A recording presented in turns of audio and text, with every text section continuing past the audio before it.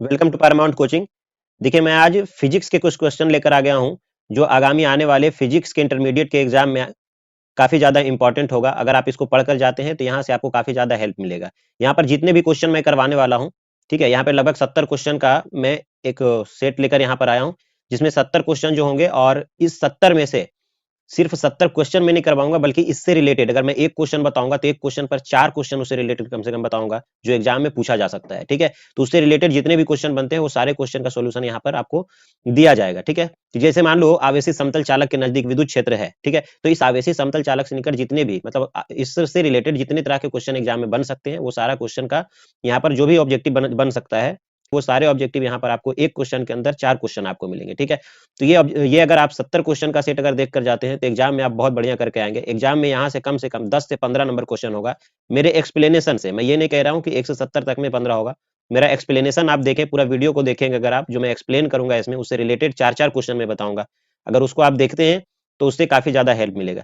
तो चलिए बिना देरी किए स्टार्ट करते हैं। लेकिन इससे पहले अगर आपने चैनल को सब्सक्राइब नहीं किया है तो सब्सक्राइब कर लीजिए और लाइक कर दीजिए इस वीडियो को, और अपने दोस्तों के साथ शेयर कर दीजिए ताकि उन्हें भी इसका फायदा मिल सके। ठीक है, तो चलिए बिना देरी किए हुए स्टार्ट करते हैं। देखिए क्वेश्चन नंबर फर्स्ट क्या है। आवेशित समतल चालक के नजदीक विद्युत क्षेत्र क्या होता है। देखो, सबसे पहले तो मैं इसका आंसर बता देता हूं। आवेशित समतल चालक के नजदीक विद्युत क्षेत्र जो होगा वो होगा ए, ऑप्शन सही हो जाएगा। E is equal to sigma by epsilon naught. लेकिन देखो अब यहां से रिलेटेड क्या क्या क्वेश्चन बनते हैं। एक होता है आवेशित समतल चालक और एक होता है आवेशित चादर। ठीक है, दोनों दो तरह के प्रश्न होते हैं। आवेशित आवेशित चादर या आवेश का बना चादर। ठीक है, तो जब आवेशित चादर रहेगा तब इसका बी ऑप्शन सही हो जाएगा, सिग्मा बाई 2 एप्सिलॉन नॉट। ठीक है, लेकिन जब आवेशित समतल चालक के नजदीक विद्युत क्षेत्र पूछेगा तो सिग्मा बाई एप्सिलॉन नॉट हो जाएगा। ठीक है, इसके बाद देखिए यहां से और क्वेश्चन क्या बनता है, इसी को हम कूलॉम का नियम कहते हैं। तो यहां से एक क्वेश्चन ये बन सकता है कि निम्नलिखित में से कूलॉम का नियम कौन है। ठीक है, तो कूलॉम का नियम भी जो होता है वो होता है सिग्मा बाई एप्सिलॉन नॉट। ठीक है, तो ये भी कूलॉम का नियम है। चलिए नेक्स्ट क्वेश्चन देख लेते हैं कि क्वेश्चन नंबर सेकंड क्या है। ठीक है, तो यहाँ से क्वेश्चन नंबर सेकंड जो है वो है विद्युत क्षेत्र से रिलेटेड है। देखिए क्वेश्चन नंबर सेकंड है, विद्युत क्षेत्र ई और विद्युत विभव भी के बीच निम्नलिखित में से कौन सा संबंध सही है। देखो विद्युत क्षेत्र ई और भी के बीच जो संबंध होता है वो होता है ई बराबर minus DV by D R. तो ये ऑप्शन सही हो जाएगा, ऑप्शन ए। ठीक है, अब देखो यहाँ से रिलेटेड क्या क्या क्वेश्चन होंगे। यहाँ से रिलेटेड होंगे कि विद्युत क्षेत्र ई का मात्रक क्या होता है। देखो विद्युत क्षेत्र ई का मात्रक होता है न्यूटन पर कूलम। ठीक है, क्योंकि ई का जो फार्मूला होता है वो क्या होता है, ई का एक और फार्मूला होता है एफ बाई क्यू। तो यहां से मात्रक क्या आ जाएगा, न्यूटन पर कूलम। ठीक है, और एक इस आधार पर मात्रक अगर देखेंगे तो क्या हो जाएगा, डीवी बाई डी आर के लिए डीवी भी वोल्टेज होता है तो वोल्ट, और आर जो होता है दूरी होता है तो ये हो जाएगा मीटर, यानी वोल्ट पर मीटर। ठीक है, तो ये इससे रिलेटेड ये सारे क्वेश्चन बन सकते हैं। इसका मात्रक बन सकता है, ई का मात्रक हो गया न्यूटन पर कूलम, और ई का ही मात्रक जो हो गया वो क्या हो गया, वोल्ट पर मीटर, और ई और भी में संबंध हो गया ई बराबर minus DV by D R. ठीक है, चलते हैं नेक्स्ट क्वेश्चन। नेक्स्ट क्वेश्चन क्या है वो देख लेते हैं। देखो नेक्स्ट क्वेश्चन, क्वेश्चन नंबर 3 क्या है, वो कैपेसिटर से रिलेटेड क्वेश्चन है। देखिए क्वेश्चन नंबर 3 है, 9 किलोमीटर त्रिज्या वाले गोलीय चालक की विद्युतीय धारिता। इससे भी रिलेटेड मैं कुछ क्वेश्चन बताऊंगा। 9 किलोमीटर, देखो त्रिज्या क्या है 9 किलोमीटर, आर बराबर जो हो गया वो हो गया 9 किलोमीटर। किलोमीटर को हम क्या लिखेंगे, 9 गुने 10 का पावर 3 मीटर। ठीक है, अब यहाँ से गोलीय चालक की विद्युत धारिता पूछा है। देखो गोलीय चालक की विद्युत धारिता सी बराबर होता है 4 pi epsilon naught R. Formula भी याद रखते चलिए, यहाँ से क्वेश्चन आ सकता है 4 पाई एप्सिलॉन नॉट आर।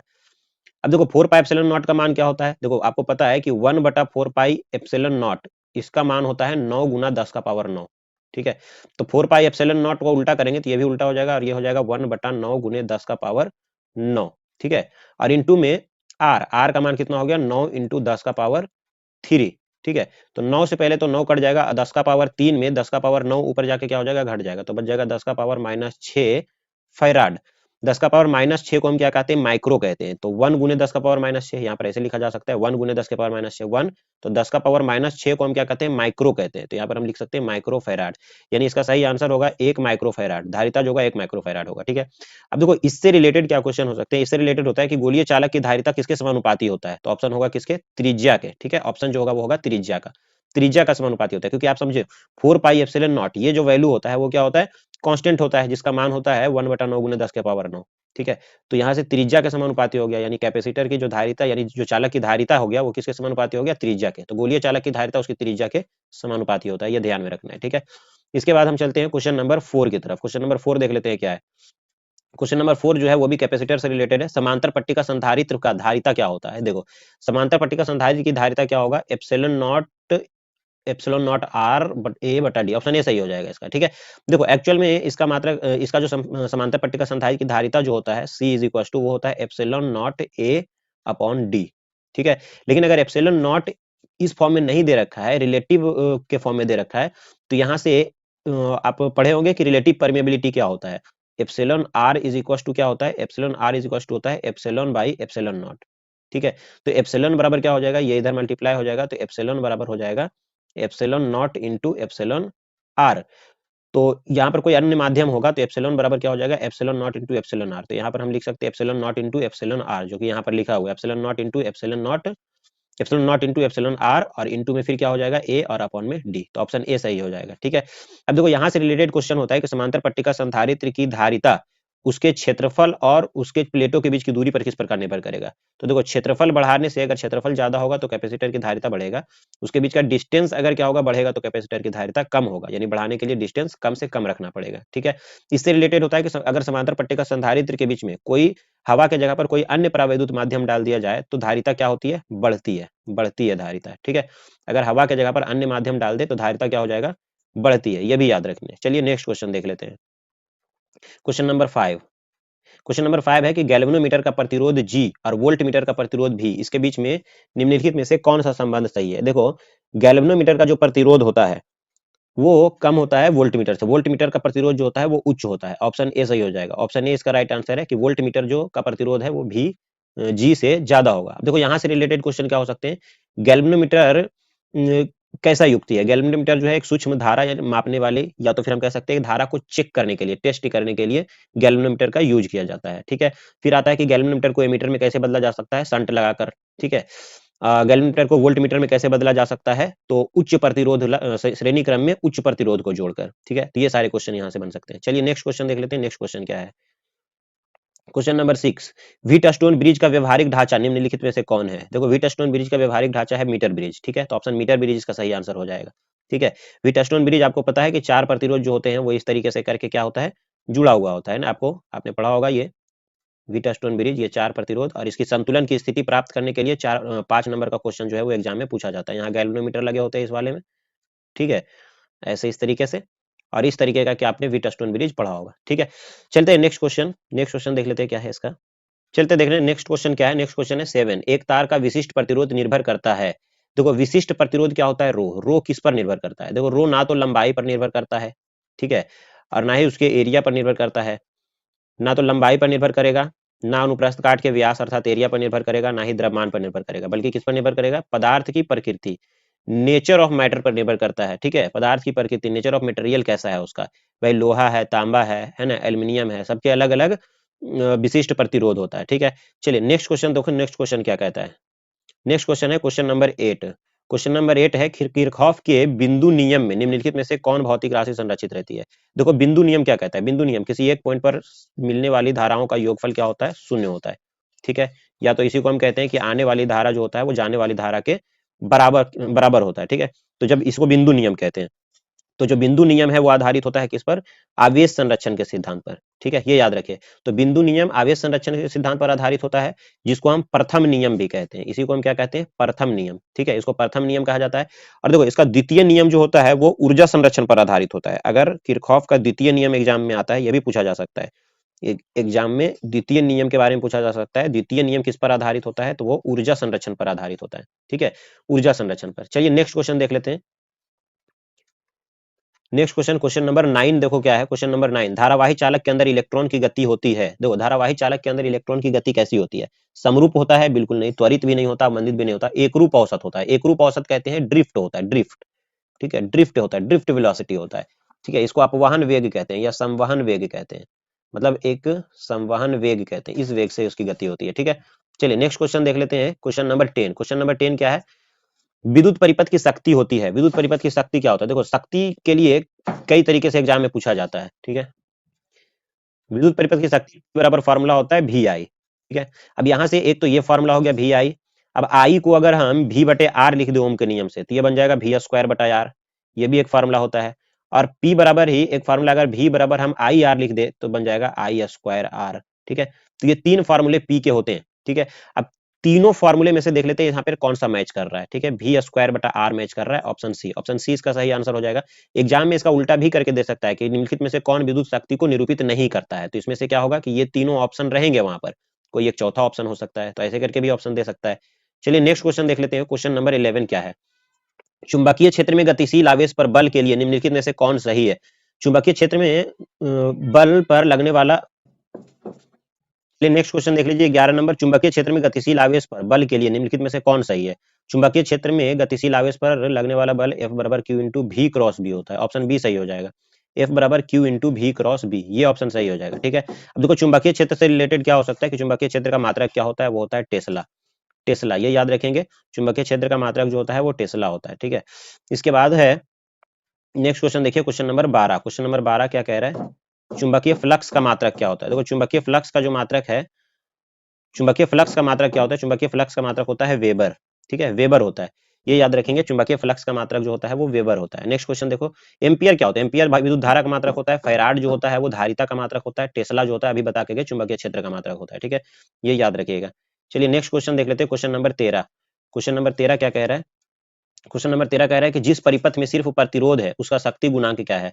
देखो जिस परिपथ में केवल प्रतिरोध है, देखो शक्ति गुणांक का फॉर्मूला क्या होता है? देखिए क्वेश्चन नंबर 13, जिस परिपथ में सिर्फ प्रतिरोध है उसका शक्ति गुणांक क्या होता है? शक्ति गुणांक का देखो सूत्र होता है, क्या याद रखना है? शक्ति गुणांक phi is equal to formula होता है आर अपॉन में जेड।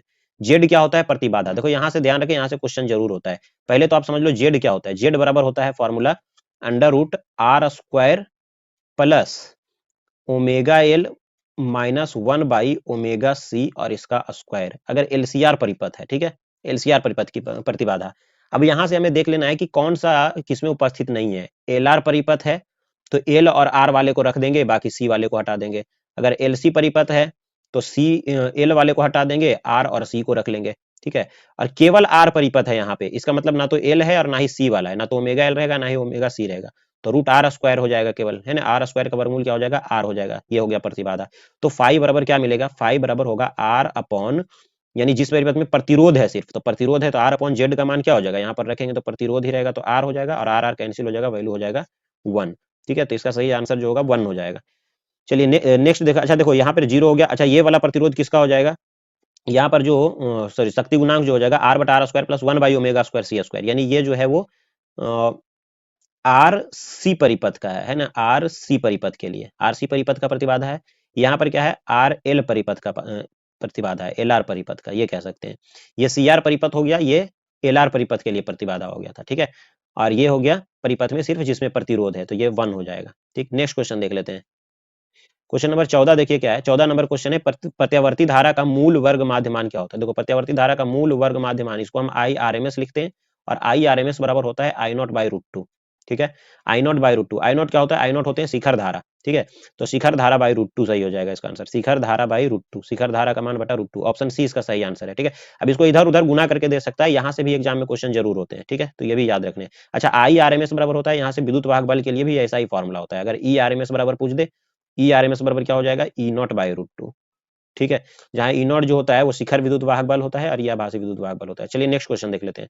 क्वेश्चन नंबर 15 देखिए क्या है। क्वेश्चन नंबर 15 है, एक चुंबक में चुंबकीय लंबाई एल और ज्यामितीय लंबाई एल के बीच निम्नलिखित में कौन सही संबंध है? देखो ये जो चुंबक होते हैं ना, ये चुंबक की ज्यामितीय लंबाई होता है, और चुंबकीय लंबाई जो होता है वो थोड़ा कम होता है, क्योंकि पोल जो होता है वो इसके थोड़ा अंदर होते हैं। ठीक है, यहीं तक होता है। ठीक है, और ये जो चुंबकीय लंबाई होता है वो ज्यामितीय लंबाई का मात्र 84% होता है, और अगर 84% निकालोगे, या तो ये वैल्यू जो होगा, यानी एलजी का मान कहने का मतलब है कि क्या होता है, वो ज्यामितीय लंबाई जो होते हैं बड़ा होता है चुंबकीय लंबाई से। ठीक है, चुंबकीय लंबाई जो होते हैं वो छोटा होता है, अर्थात ये 84% होता है। ठीक है, तो चुंबकीय लंबाई यहाँ से देख लेते हैं, चारों ऑप्शन क्या क्या दे रखा है, कौन सा मैच कर रहा है। ठीक है,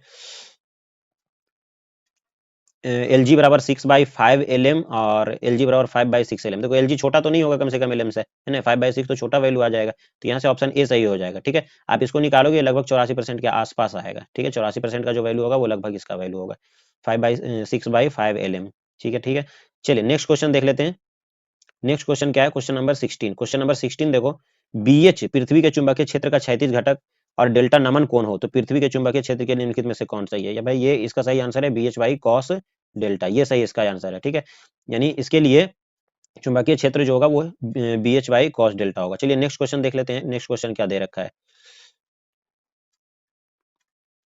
नेक्स्ट क्वेश्चन है क्वेश्चन नंबर 17, चुंबकन तीव्रता का इकाई क्या होता है। देखो चुंबकन तीव्रता जिसको हम H से इंडिकेट करते हैं, और H का जो मात्रक होता है वो होता है एम्पियर पर मीटर, ये याद रखो, H का मात्रक एम्पियर पर मीटर।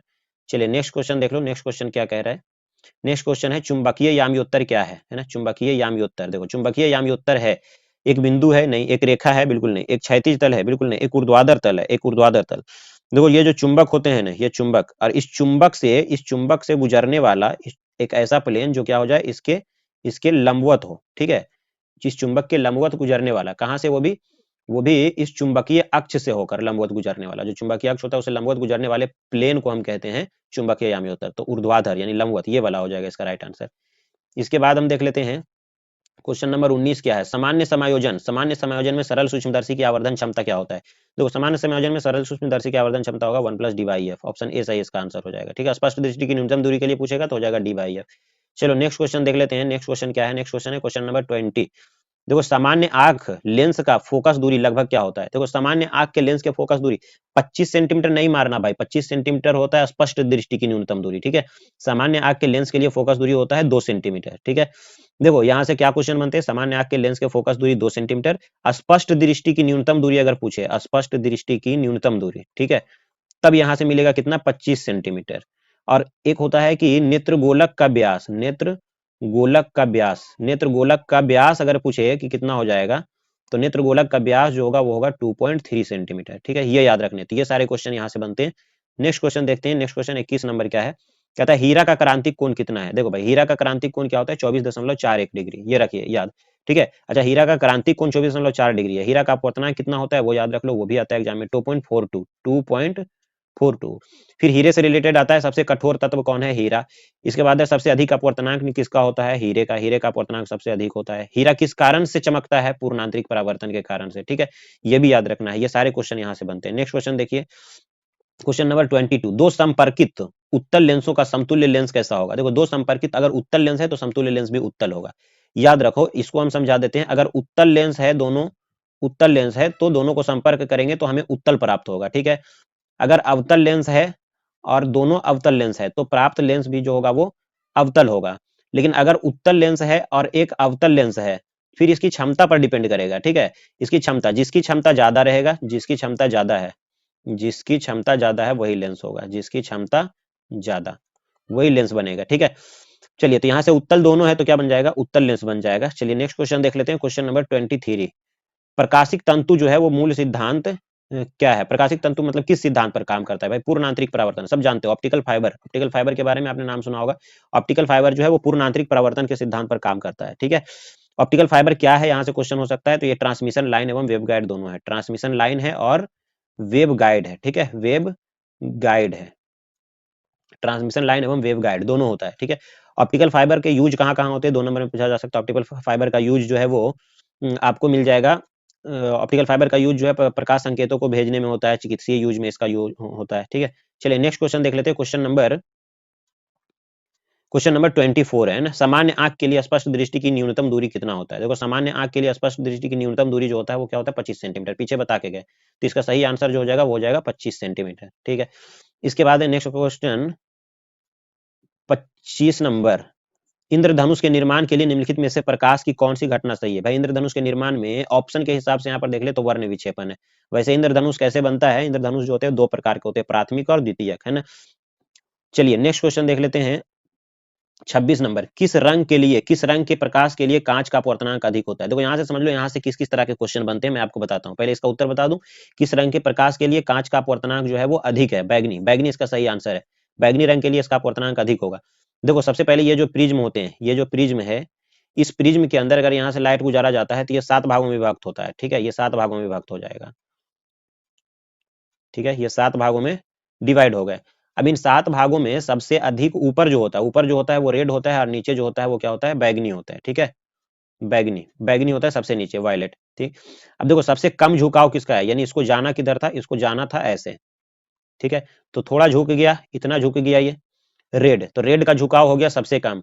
लेकिन अगर यहाँ से देखा जाए बैगनी का झुकाव जो है वो सबसे ज्यादा है, तो झुकाव में सबसे ज्यादा बैगनी। सबसे अधिक विचलित कौन होता है, अगर पूछ ले कि सबसे अधिक विचलित कौन सा रंग होता है, तो बैगनी याद रखना है। सबसे कम विचलित रेड होता है, ठीक है।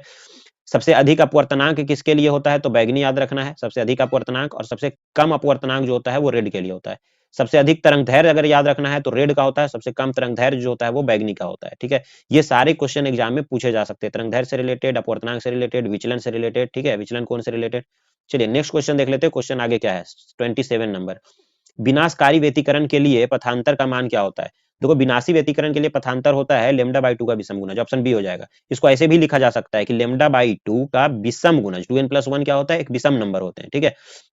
और अगर यही विनाशकारी व्यतिकरण की जगह पर क्या लिख दे, रचनात्मक व्यतिकरण या समपोषी व्यतिकरण लिख दे, तब ऑप्शन क्या हो जाता है, n लैम्डा हो जाता है, n लैम्डा।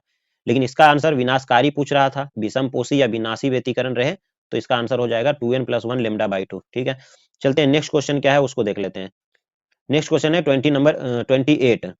प्रकाश की अनुप्रस्थ तरंग प्रकृति को निम्नलिखित में कौन घटना पुष्टि करता है। भाई प्रकाश की अनुप्रस्थ तरंग की प्रकृति को पुष्टि करता है ध्रुवण या ध्रुवीकरण, यहाँ पर, ठीक है, पोलराइजेशन। ये ध्रुवण जो है वो प्रकाश के अनुप्रस्थ तरंग की पुष्टि करता है। चलिए नेक्स्ट क्वेश्चन है 29।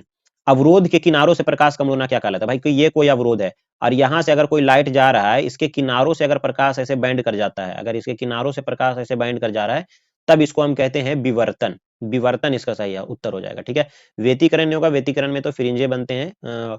व्यतिकरण तो छिद्र से निकल कर आता है, डबल स्लिट एक्सपेरिमेंट में व्यतिकरण पढ़ाया गया होगा आपको। परावर्तन नहीं, अपवर्तन नहीं, इसका सही आंसर विवर्तन है, ठीक है। चलिए नेक्स्ट क्वेश्चन देख लेते हैं, क्वेश्चन नंबर 30।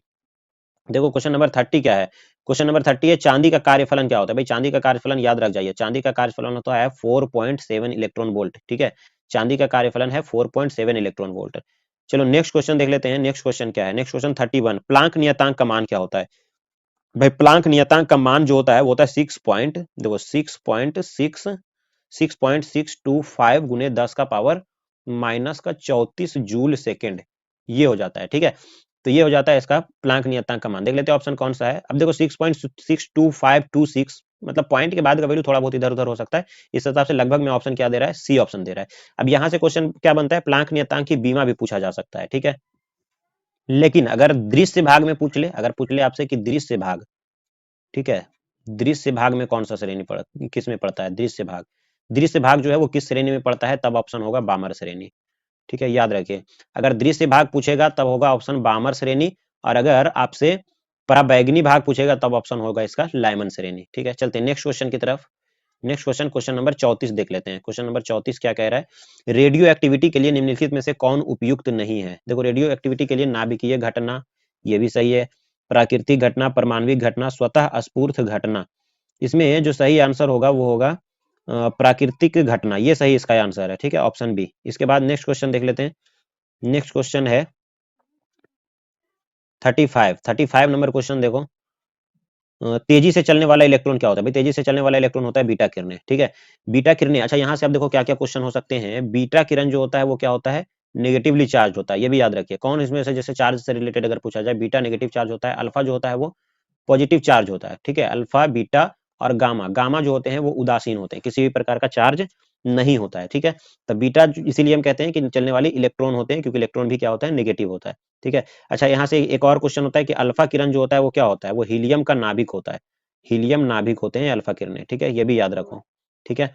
इसके बाद नेक्स्ट क्वेश्चन देख लेते हैं। आगे आगे क्या है, अल्फा कण होता है, अल्फा कण है ना, अल्फा कण क्या होते हैं, अभी देखो बताए हैं ऊपर कि अल्फा कण क्या होता है, हीलियम का नाभिक होता है, ठीक है। तो अल्फा कण जो होते हैं वो हीलियम का नाभिक होता है।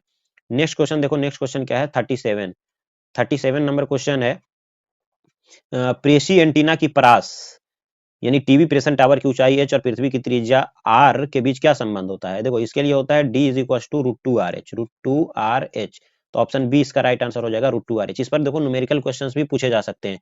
ऐसा हो सकता है कि जैसे मान ले आपसे कह दे कि एक टावर की ऊंचाई जो है वो 1000 मीटर है, ऐसा करके, ठीक है, और पृथ्वी की त्रिज्या जो है वो पता है आपको 6400 किलोमीटर, यानी 6 गुने 10 के पावर 6 मीटर, ये त्रिज्या होता है पृथ्वी का, ठीक है। तो वो कितनी दूरी जो है वो तय करेगा, कितना दूरी तक प्रेषित किया जा सकता है, ठीक है। तो एच और आर ये दोनों का वैल्यू हम यहाँ पर पुट कर देंगे तो हमें डिस्टेंस पता हो जाएगा कितनी दूरी तक के टीवी प्रेषण किया जा सकता है, ठीक है। तो यहाँ पर से न्यूमेरिकल भी क्वेश्चन पूछे जा सकते हैं छोटा सा। चलते हैं नेक्स्ट क्वेश्चन देखो। 38 नंबर। मूल अवस्था में हाइड्रोजन परमाणु की ऊर्जा क्या होता है? मूल अवस्था में हाइड्रोजन परमाणु के पास ऊर्जा होता है 13.6 इलेक्ट्रॉन वोल्ट। ठीक है, ये याद रखिए। अच्छा, इलेक्ट्रॉन वोल्ट जो याद रखिए, इलेक्ट्रॉन वोल्ट जो है वो ऊर्जा का मात्रक होता है। एक इलेक्ट्रॉन वोल्ट बराबर क्या होता है? 1.6 गुने 10 का पावर 6 जूल। ये भी याद रखो, एक इलेक्ट्रॉन वोल्ट बराबर होता है 1.6 गुने 10 का पावर 6 जूल। ये भी याद रखिएगा। ठीक है, चलिए नेक्स्ट क्वेश्चन देख लेते हैं। नेक्स्ट क्वेश्चन क्या है? Question number 39। जब आप द्रव्य को नैज अर्धचालक में मादित किया जाता है तब अर्धचालक का चालकता क्या होता है? जब आप द्रव्य को देखो मिलाया जाता है ना अर्धचालक के अंदर, तो चालकता जो होता है वो क्या हो जाता है? बढ़ जाता है। ऑप्शन ए हो जाएगा, इसकी बढ़ती है। चलो नेक्स्ट क्वेश्चन देखो। नेक्स्ट क्वेश्चन क्या कहलाता है? क्वेश्चन नंबर 40 है। 40 गेट से क्वेश्चन है। नॉर गेट, नॉर गेट का बुलियन व्यंजक क्या है? भाई नॉर गेट का बुलियन व्यंजक ए प्लस बी, मतलब और गेट और प्लस नॉट गेट मिलकर के बना है। तो ऑप्शन सी इसका राइट आंसर हो जाएगा नॉर गेट के लिए। ठीक है, देखो यहाँ से ये याद रखो क्या क्या क्वेश्चन यहाँ से बन सकता है। पहले मूल गेट क्या है? तो मूल गेट 3 है, एंड, और नॉट। ठीक है, एंड, और नॉट गेट। तो ये 3 मूल गेट बनते हैं। तो इसमें से जैसे 4 ऑप्शन दे सकता है कि निम्नलिखित में से कौन मूल गेट नहीं है? ये तीनों रहेगा और कोई दूसरा दे दे। दूसरा क्या है? दूसरा होता है नैंड गेट, नाइंड गेट और नॉर गेट। ठीक है, नॉर गेट। तो ये देखो मूल गेट नहीं है ये दोनों, बट इसी का कॉम्बिनेशन है। अब देखो इससे रिलेटेड क्या क्या क्वेश्चन होते हैं। एंड गेट, एंड गेट का बुलियन व्यंजक क्या होता है? A dot B, A dot B ये हो जाता है। और गेट का क्या हो जाता है? ए प्लस बी। ठीक है, ए डॉट बी बराबर वाई, या वाई बराबर ये लिख सकते हैं वाई। और नॉट गेट का बुलियन व्यंजक क्या होता है? नॉट गेट का बुलियन व्यंजक होता है ए का बार वाई। ठीक है, अब नैंड गेट जो होता है एंड प्लस और होता है। तो इसके लिए हम बुलियन व्यंजक क्या लिखते हैं? ए डॉट बी ही लिखते हैं, क्योंकि एंड से ही बना है नैंड। तो इस पर हम क्या करते हैं? ए डॉट बी ही लिखते हैं, एंड वाला ही, केवल इस पर बार लगा देते हैं। ठीक है, नैंड रहने से। और बना है नॉट गेट और से बना है नॉर। ठीक है, तो इसीलिए और वाला ही लिखते हैं कि बस इस पर बार लगा देंगे, ए प्लस बी और इस पर बार लग जाएगा और बराबर वाई। तो ये इस तरीके का बुलियन व्यंजक हो जाएगा। अच्छा, एंड गेट का यहाँ से संकेत जो होगा वो क्या होगा वो भी बता देते हैं। एंड गेट का संकेत जो होगा वो कुछ इस प्रकार से होगा। ठीक है, एंड गेट का जो संकेत होगा वो ये हो जाएगा। और गेट के लिए जो संकेत होगा वो क्या होगा उसको बता देते हैं कि और गेट का संकेत इधर लिख दे रहे हैं।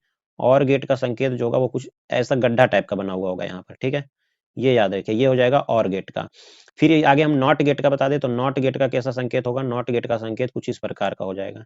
ठीक है, ये हो जाएगा नॉट गेट। इसके बाद नैंड गेट का संकेत क्या होगा? तो नैंड गेट का जो संकेत हो जाएगा ये बिल्कुल सीधा ही रहेगा ऐसे, और यहाँ पर जो होगा नॉट गेट वाला ये सिंबल दिखाएगा, ये हो जाएगा क्या?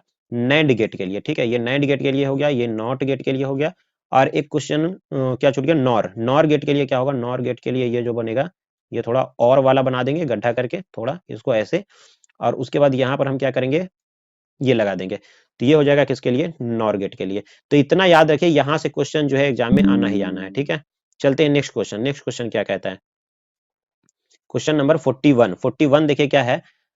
अर्धतरंगी दिष्टकरण में 50 हर्ट्ज के निवेश आवृत्ति के लिए निम्नलिखित में कौन सही निर्गमन आवृत्ति है? ठीक है, अर्धतरंगी दिष्टकरण में 50 हर्ट्ज के निवेश आवृत्ति के लिए निम्नलिखित में से कौन सही निर्गमन आवृत्ति है? देखो 50 हर्ट्ज अगर निवेश आवृत्ति है तो उसके लिए निर्गमन जो आवृत्ति हो जाएगा वो हो जाएगा 100 हर्ट्ज। ठीक है, चलो नेक्स्ट क्वेश्चन देख लो। नेक्स्ट क्वेश्चन क्या है?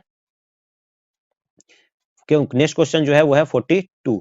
द्विआधारी संख्या 111102 इसका दशमिक संख्या निम्नलिखित में कौन है? देखो बहुत सिंपल तरीका है। इसको क्या करेंगे? एक है ना, एक के बदले हम लिखेंगे यहाँ पर 2।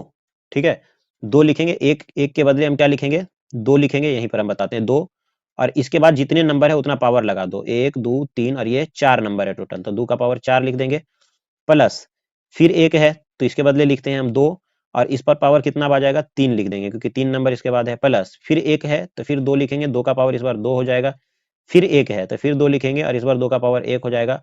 और इस बार 0 है तो 0 के लिए क्या करते हैं? कुछ भी नहीं लिखते हैं। ठीक है, तो आप देखो इसको हल कर लो। 2 का पावर 4 कितना हो जाएगा? 16, और 2 का पावर 3 हो जाएगा 8, 2 का पावर 2 हो गया कितना? 4, और प्लस 2 जोड़ देते हैं। 16 8 24 4 28, 28 और 2 30, 30 जो हो जाएगा इसका सही आंसर है। नीचे 10 लगा देते हैं, मतलब डेसिमल सिस्टम के लिए।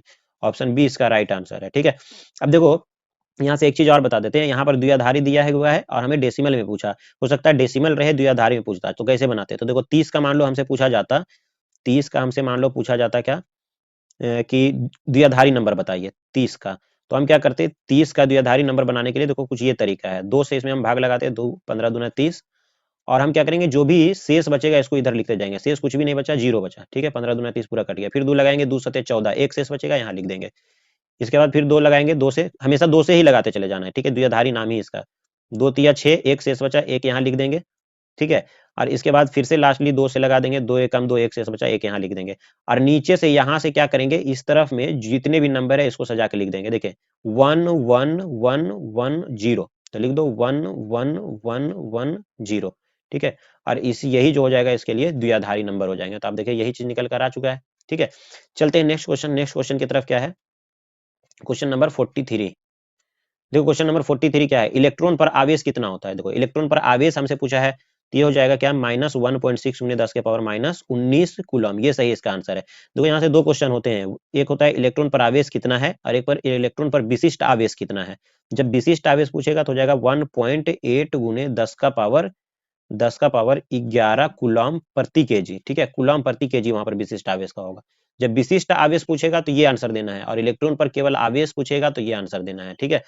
चलिए नेक्स्ट क्वेश्चन देख लेते हैं। नेक्स्ट क्वेश्चन क्या है, 44 नंबर क्वेश्चन, ठीक है। देखो 44 नंबर है कि एप्सिलॉन नॉट के बराबर है। देखो एप्सिलॉन नॉट क्या होता है, परावैद्युतता। परावैद्युतता जो है एप्सिलॉन नॉट यानी निर्वात की परावैद्युतता पूछ रहा है, तो निर्वात की परावैद्युतता होता है 8.85 × 10 के पावर -12, -12 ऑप्शन सी इसका सही आंसर है, ठीक है। 8.854 × 10 के पावर -12। अब देखो इसका क्या क्या पूछा जा सकता है, यहाँ से परावैद्युतता का मात्रक पूछा जा सकता है, यह फैराड प्रति मीटर, ये सही हो सकता है, फैराड प्रति मीटर ये भी परावैद्युतता का मात्रक होता है। और बाकी यहाँ पर आप देख ले लिखा हुआ है कूलम स्क्वायर प्रति न्यूटन, है ना, और प्रति मीटर स्क्वायर, ये भी परावैद्युतता का ही मात्रक होता है, तो ये भी याद रखने हैं। चलिए नेक्स्ट क्वेश्चन देख लेते हैं। नेक्स्ट क्वेश्चन इसका क्या है, 45 नंबर, द्विध्रुव आघूर्ण के लिए निम्नलिखित में से कौन सही है। इसका राइट आंसर जो होगा ऑप्शन ए सही हो जाएगा, ठीक है। 1 एम्पियर बराबर 10 का पावर 3 मिली एम्पियर। चलते हैं नेक्स्ट क्वेश्चन की तरफ। नेक्स्ट क्वेश्चन 48, निम्नलिखित में से कौन संबंध सही है, धारा घनत्व बराबर I/A। धारा घनत्व बराबर I/A, ऑप्शन यही सही है, धारा घनत्व बराबर I/A, ठीक है। प्रति एकांक क्षेत्रफल में उपस्थित जो धारा का मान होता है उसी को हम धारा घनत्व कहते हैं, ठीक है। डेफिनेशन भी याद रख लेना, इसको जे से निरूपित किया जाता है, जे। चलते हैं नेक्स्ट क्वेश्चन। नेक्स्ट क्वेश्चन क्या है उसको देख ले। क्वेश्चन नंबर 49 नंबर है, प्रतिरोध के लिए निम्नलिखित में से कौन संबंध सही है। देखो आर बराबर क्या होता है, आर बराबर ρL/A, ठीक है, ये सही ऑप्शन हो जाएगा, आर बराबर ρL/A, ऑप्शन बी इसका राइट आंसर है, ठीक है। चलो नेक्स्ट क्वेश्चन देख लो, क्वेश्चन नंबर 50, है ना, बहुत करीब पहुंच रहे हैं हम लोग, 70 क्वेश्चन का हम टोटल ये करेंगे। 50 नंबर है, चित्र में आई का मान क्या होगा। देखो यहां से कह रहा है 10 एम्पियर करंट इधर जा रहा है, आई इधर निकल रहा है ना, 10 एम्पियर इधर आ रहा है, 20 एम्पियर इधर आ रहा है, और 10 एम्पियर इधर आ रहा है। तो टोटल यहाँ आने वाला करंट है, टोटल आने वाला करंट 10 20 30 और 10 40 है, तो जाने वाला करंट भी 40 होगा। ये है किरचॉफ का फर्स्ट लॉ, ठीक है। तो ऑप्शन सी इसका करेक्ट आंसर है, 40 एम्पियर, ठीक है, जोड़ देंगे। इसके बाद है नेक्स्ट क्वेश्चन 51, विभव मापी से निम्नलिखित में से कौन मापा जाता है। प्रतिरोध मापा जाता है, धारा मापा जाता है, सेल का इलेक्ट्रोमोटिव फोर्स मापा जाता है, ये ऑप्शन सी इसका सही आंसर है, विभव मापी से सेल का ईएमएफ मापा जाता है। चलते हैं नेक्स्ट क्वेश्चन। नेक्स्ट क्वेश्चन क्या है देख लें, क्वेश्चन नंबर 52। देखो 52 नंबर, 1 किलोवाट घंटा किसके बराबर होता है भाई, 1 किलोवाट घंटा जो है 3.6 × 10 के पावर 6 जूल के बराबर होता है। यहाँ से क्वेश्चन आता है किलोवाट घंटा किसका मात्रक है, ऊर्जा का मात्रक है, विद्युत ऊर्जा का व्यावसायिक मात्रक जो होता है वो किलोवाट घंटा होता है, ठीक है। चलते हैं नेक्स्ट क्वेश्चन। नेक्स्ट क्वेश्चन क्या है देख लो। नेक्स्ट क्वेश्चन है, एक टेस्ला बराबर क्या होता है। देखो एक टेस्ला बराबर क्या होता है, 1 weber per metre square, 1 weber per metre square, option ये हो जाएगा, ठीक है, ऑप्शन ये सही हो जाएगा, 1 weber per metre square 1 Tesla.